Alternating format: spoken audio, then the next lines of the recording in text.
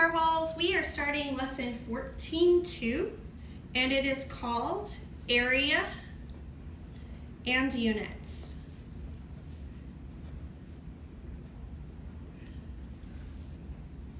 Area and units. I'm going to use a different color because that one doesn't show up very well. So though there's not a lot of notes to take really, we're kind of just going to jump into the lesson. Except for you need to know a square unit, which we've been talking about these for a while now, but a square unit is a square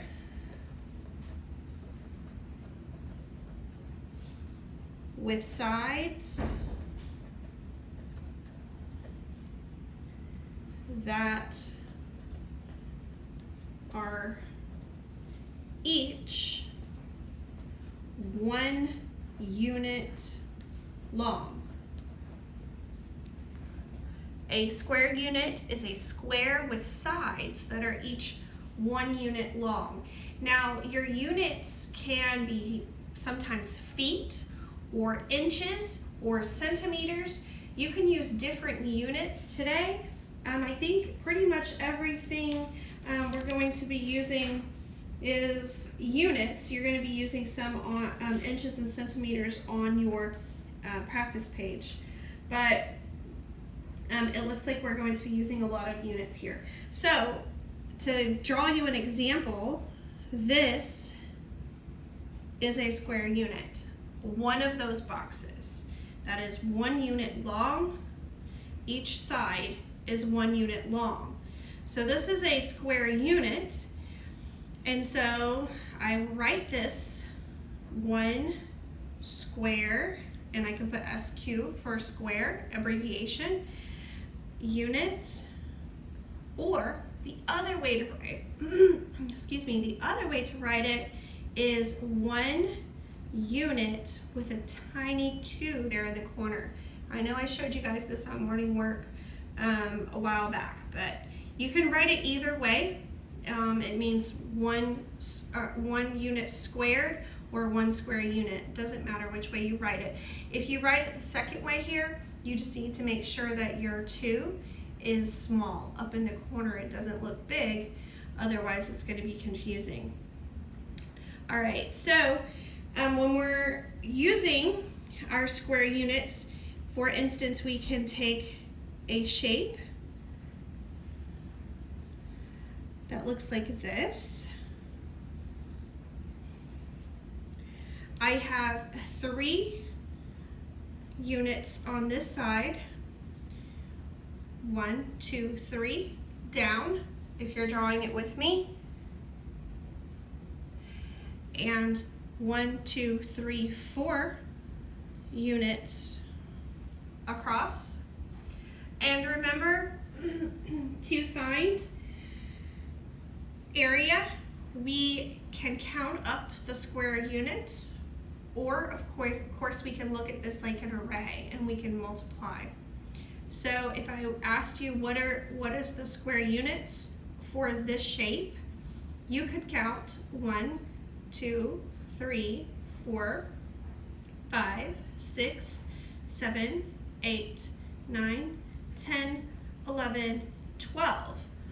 And you would tell me 12 square units, or you could multiply and say, I know my facts. 3 times 4 is 12, so it is 12 square units. Either way is appropriate. Of course, multiplication is faster, so that would be the way that I recommend. All right, so next we're going to talk about the size of units. So which is larger? Inches, 28 inches squared, or 28 centimeters squared? Which one is going to be a bigger shape? Something that is 28 square inches or 28 square centimeters? Well, to answer this question, I have to use my background knowledge and use what I know about the ruler and the actual size of an inch versus the size of a centimeter. So here I have, I'm looking at the inch size of the ruler, and this is 1 inch here, from here to here. And then looking at the centimeter size of the ruler, there's a centimeter from here to here. So you have to ask yourself, which would be larger, 1 centimeter or 1 inch? Which is larger, 1 inch or 1 centimeter? Of course, 1 inch is larger. So because 1 inch is larger, then 28 inches would still be larger than 28 centimeters because inches are larger than centimeters.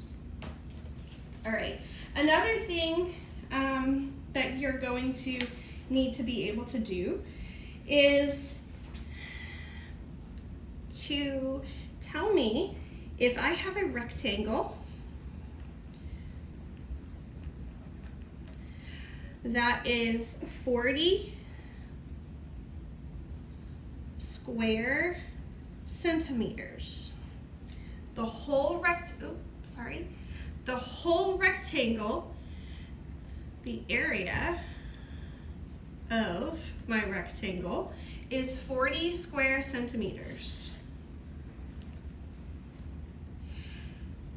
I know that one side is 8 centimeters long.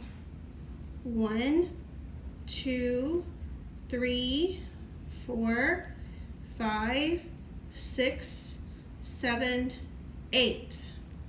I know that one side is 8 centimeters long. The question is, what is the other side? In order to do this, you can use multiplication or division. Remember when you're, because we're trying to create an array and we're missing the other side. And so we could use 40 divided by 8 equals n, or an unknown number. Remember, you can always turn that to multiplication by taking these two, putting a multiplication sign in between them. 8 times n equals 40. And so n equals 8 times what is 40? 8 times 5 is 40. So we know 1, 2, 3, 4, 5 would give us our rectangle. So our missing side is 5 centimeters. 8 times 5 equals an area of 40 centimeters squared, or 40 square centimeters. All right, work through your practice problems carefully. I know it's on the computer screen, so it's a little harder than if it were right in front of you. If you have a printer and you want to print it, feel free to do that.